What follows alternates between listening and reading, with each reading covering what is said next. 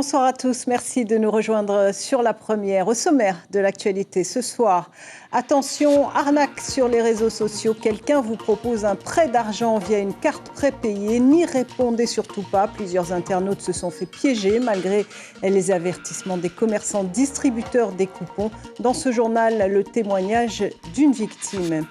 L'identité marquisienne à l'honneur, le matatiki, cet art pictural marquisien est officiellement reconnu par le ministère national de la Culture. Il fait désormais partie du patrimoine immatériel français.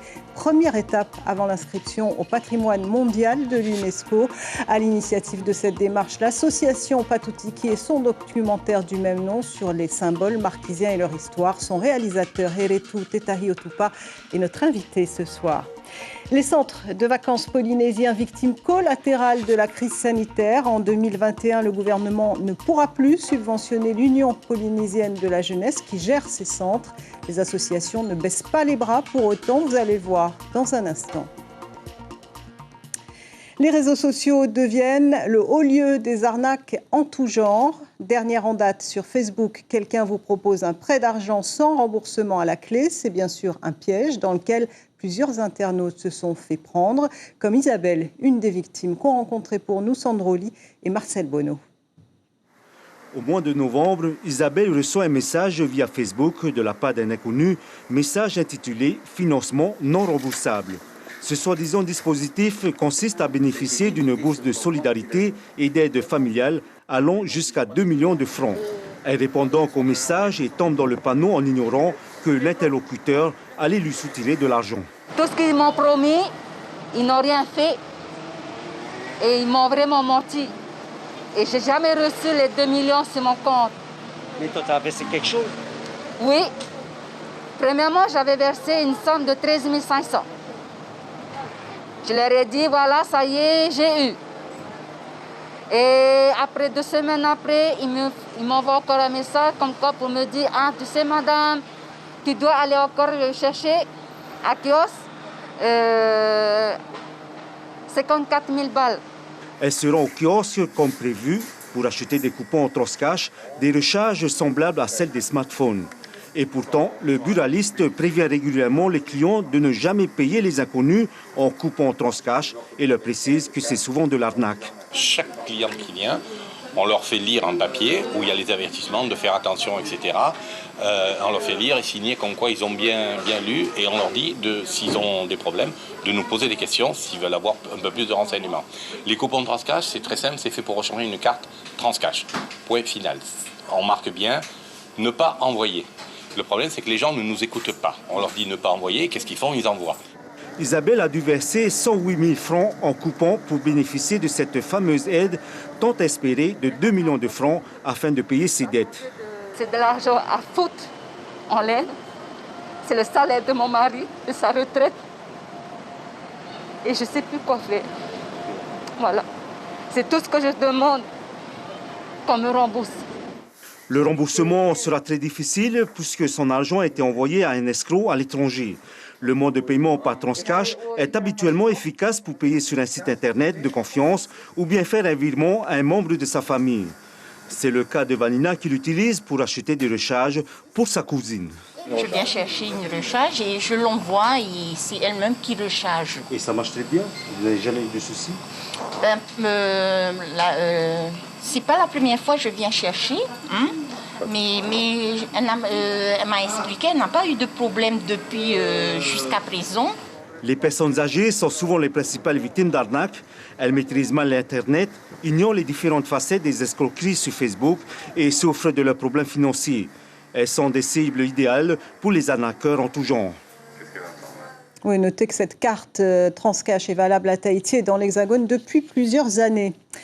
Les locations Airbnb seront désormais réglementées en Polynésie. Le projet de loi a été adopté aujourd'hui en session budgétaire à l'Assemblée de la Polynésie. Les propriétaires de maisons qui louent leur logement via cette plateforme devront désormais avoir une patente et déclarer leur location au service du tourisme. Les locataires devront également s'acquitter d'une taxe de séjour, comme c'est le cas dans les pensions de famille ou dans les hôtels. On estime à 600 le nombre de locations Airbnb en Polynésie. Et puis en bref, sachez que l'affaire qui oppose Oscar Temaru et le procureur Hervé Leroy a été renvoyée au 20 janvier. L'audience avait été délocalisée à Nouméa. Les élus des Marquises ne cachent pas leur joie après la reconnaissance de l'art graphique marquisien par le ministère national de la Culture, un art qui fait désormais partie du patrimoine immatériel français. Les maires de la CODIM, la communauté de communes des îles Marquises, ont salué ce matin à la présidence cet acte officiel, première étape peut-être avant la reconnaissance au patrimoine mondial de l'humanité. Brigitte Olivier, Mirko Vanfo.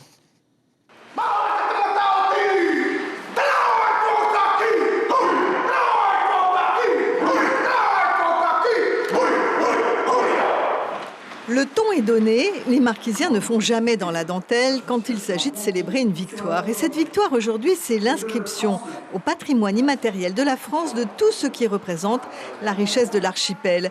Une première étape vers une reconnaissance espérée au patrimoine mondial de l'UNESCO. Et l'enthousiasme des élus des Marquises compte pour beaucoup dans ces démarches très longues et fastidieuses.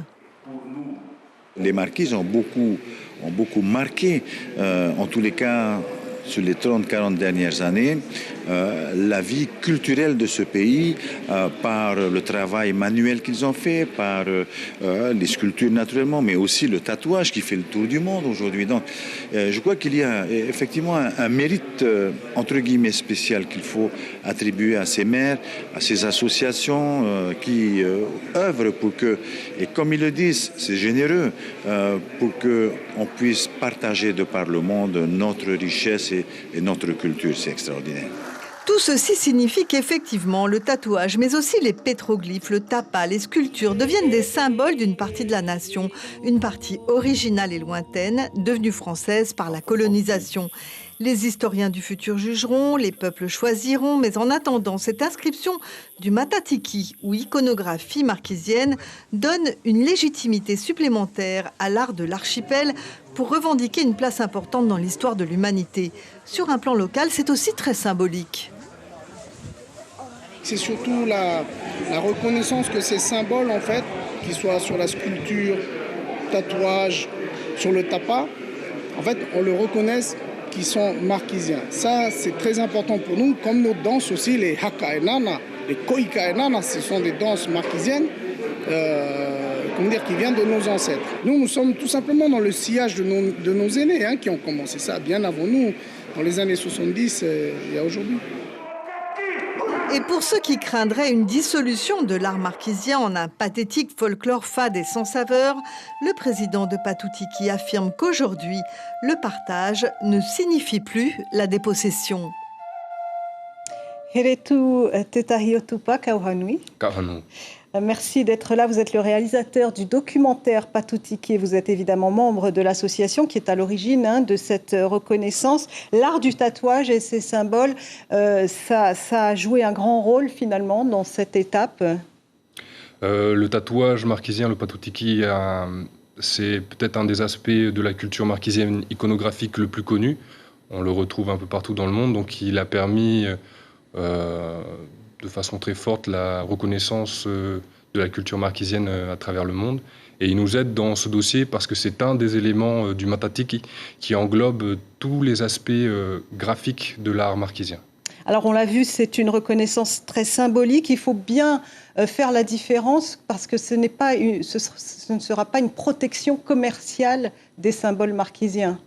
Tout à fait, c'est une reconnaissance au niveau national que cet art, originaire des îles Marquises, est reconnu comme patrimoine culturel national immatériel français. Et donc l'objectif est juste à un niveau de reconnaissance en fait. On n'est pas dans une visibilité, un rayonnement culturel de l'archipel des Marquises et de sa culture. Alors le président de l'association disait tout à l'heure que le partage, ça n'engendre pas forcément la dépossession de sa culture. Vous êtes d'accord avec ça ? Même bien au contraire, c'est en partageant qu'on la fait vivre et en fait, la culture se multiplie au partage. Et c'est pas quelque chose qui va se perdre en fait dans un échange, c'est quelque chose qui va se multiplier.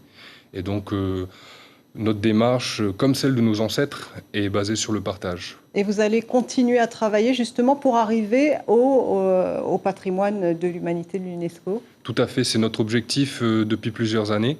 Et les différents projets qu'on a mis en place ont permis ce cheminement en fait, qui, nous l'espérons, va nous amener vers une reconnaissance au niveau international au patrimoine immatériel culturel de l'UNESCO. Alors en projet, il y a aussi une école de formation à la symbolique des motifs marquisiens.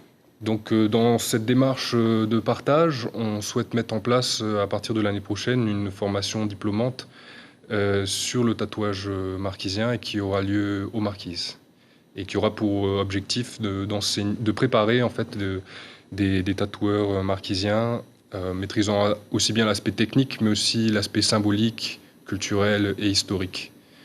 Heretu Tetahiotupa, merci beaucoup d'avoir répondu à nos questions ce soir.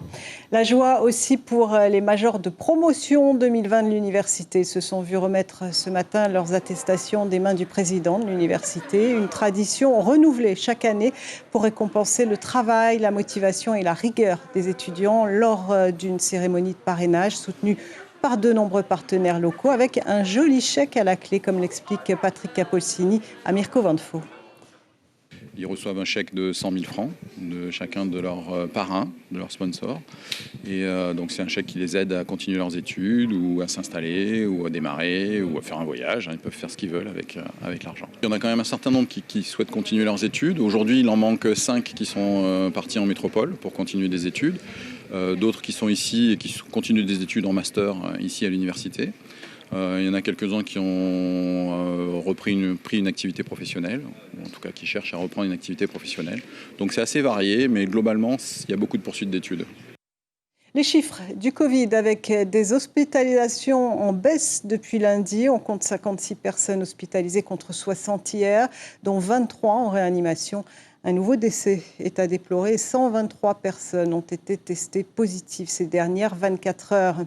Le Covid et ses conséquences sur les centres de vacances. Chaque année, près de 35 000 jeunes Polynésiens en bénéficient. Pour 2021, le gouvernement souhaite supprimer les bourses des centres de vacances. Covid-19 oblige. La présidente de l'Union polynésienne de la jeunesse accepte la situation. On voit cela avec Ismaël Tahiata. Des vacances à l'école, c'est possible grâce à l'Union polynésienne de la jeunesse et aux 44 associations de jeunesse et d'éducation populaire qui la composent. Depuis hier, l'école de la mission accueille plus d'une centaine d'enfants âgés de 3 à 12 ans. Ils sont encadrés par 23 bénévoles. Tamato en fait partie. Il passe en ce moment la formation qui lui permettra de devenir animateur. Son souhait, donner du bonheur aux enfants. Par rapport aux activités qu'on leur offre le matin, les chants qu'on leur apprend, on aime voir le sourire et c'est ce qu'on recherche tous les jours. De voir le sourire sur le visage des enfants et qu'ils s'amusent. Ça fait deux fois. 2 ans que tu es venu. Qu'est-ce que tu aimes bien ici? Mes collègues, jouer avec eux et les tontons aussi. C'est pas mieux de rester dans le quartier, non? Attends, ça ennuie. Ces enfants sont issus de familles défavorisées. Ils habitent les quartiers de Mahna, Aroué, Pape et TFAA. L'an prochain, ils risquent d'être moins nombreux. En effet, le gouvernement souhaite supprimer les bourses pour les centres de vacances, mais l'UPJ ne baisse pas les bras. Même si on entend dire que tout ce qui est subvention, c'est réduit, donc c'est tout à fait normal. Mais nous sommes des associations de terrain. Nous avons d'autres moyens de réconforter et d'apporter des solutions à notre niveau. Depuis 1977, l'UPJ a fait de la jeunesse son métier. Les associations sont la continuité de ce qui est fait à l'école. C'est-à-dire que les enfants sont dans un séjour de vacances où ils ont des activités de loisirs avec des thèmes de prévention. Pour 2021, l'UPJ veut inscrire le programme Tearoha, traduisez bienveillance, dans toutes ses démarches pédagogiques, ses actions quotidiennes et ses projets, qu'ils soient culturels, en faveur de l'environnement ou de la langue. Objectif, sensibiliser les jeunes au respect d'eux-mêmes et de leurs aînés. Et l'Union polynésienne de la jeunesse gère une 50aine de centres de vacances grâce à plusieurs milliers de bénévoles. En Nouvelle-Calédonie, la mine de Val-NC incendiée lundi soir fait encore la une de l'actualité. Un incendie volontaire, selon le parquet qui a ouvert une enquête. L'industriel évoque, lui, un acte de sabotage prémédité. Aujourd'hui, les équipes de sécurité étaient sur place pour tenter de contenir la pollution. Le reportage de Louis Perrin et Claude Lindor. L'usine du Sud, de nouveau la cible de violentes dégradations. Après les incidents et l'évacuation de la base vie de l'usine jeudi dernier, c'est un centre de maintenance à quelques mètres du barrage qui a été ravagé par les flammes hier soir. Selon les témoins, plusieurs individus se seraient introduits sur place afin de déclencher plusieurs incendies. Peu après 17 h, le feu se déclare et ravage une partie des installations de Vallée et de ses sous-traitants. Un acte prémédité d'une grande violence selon l'industriel. Les individus qui bloquent le site et qui nous harcèlent depuis plusieurs semaines, effectivement, ont incendié hier soir des installations du centre industriel minier, notamment des bureaux, une réserve d'huile et des pneus. Donc ce sont des actes de vandalisme et des dégradations extrêmement graves. Avant de mettre le feu, des dégradations ont été commises, et notamment une tranchée ainsi qu'une coupure de l'arrivée d'eau pour ralentir l'intervention des sapeurs-pompiers. Les assaillants auraient ensuite été mis en fuite par les forces de l'ordre, laissant enfin place aux pompiers et aux équipes de sécurité. Des moyens ont été mobilisés effectivement avec la gendarmerie, la sécurité civile et la brigade d'intervention pour maîtriser au plus vite cet incident. L'objectif premier est bien sûr d'assurer la maîtrise du risque industriel, d'assurer la sécurité des employés, des populations, mais aussi de préserver l'environnement. Aujourd'hui, c'est la pollution liée à l'incendie que les pompiers et la sécurité civile ont tenté d'endiguer. Plusieurs milliers de litres d'hydrocarbures se sont déversés dans la rivière Koué, une conséquence directe des dégradations de la veille. Nous avons constaté donc c'est que pour augmenter les dégâts, des vannes avaient été ouvertes sur des cuves d'huile et d'hydrocarbures. Et c'est pour ça qu'effectivement, depuis ce matin, nous travaillons en étroite collaboration avec les services spécialisés de la sécurité civile pour contenir cette pollution. Une pollution maîtrisée selon Vallée, mais aussi pour l'Observatoire de l'environnement qui ne constate pas d'impact immédiat sur la faune et la flore. L'organisme reste cependant vigilant sur les conséquences à plus long terme. Le site sensible de l'usine du Sud, classé haut risque industriel, est pour l'heure toujours en veille. Le procureur de la République a annoncé l'ouverture d'une enquête pour incendie volontaire. Retour à Tahiti avec cette triste nouvelle. Émile Otsenasek est décédé hier soir à 86 ans. Ce Polynésien était l'acteur principal de la célèbre pièce de théâtre Papapenu et Mamaroro, jouée au Grand Théâtre de la Maison de la Culture dans les années 70. Ainsi s'achève ce journal dont je vous le rappelle la principale information. Attention arnaque sur les réseaux sociaux. Quelqu'un vous propose un prêt d'argent via une carte prépayée. N'y répondez surtout pas. Plusieurs internautes se sont fait piéger malgré les avertissements des commerçants distributeurs des coupons de cartes Transcash.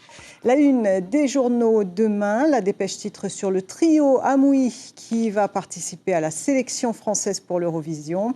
Pour Tahiti Info, ce sont les lignes déficitaires. Air Tahiti et le pays, ça coince.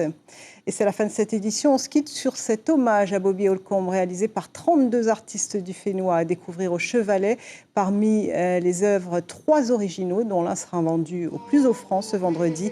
Merci d'être fidèle à la première. Prenez soin de vous. À demain.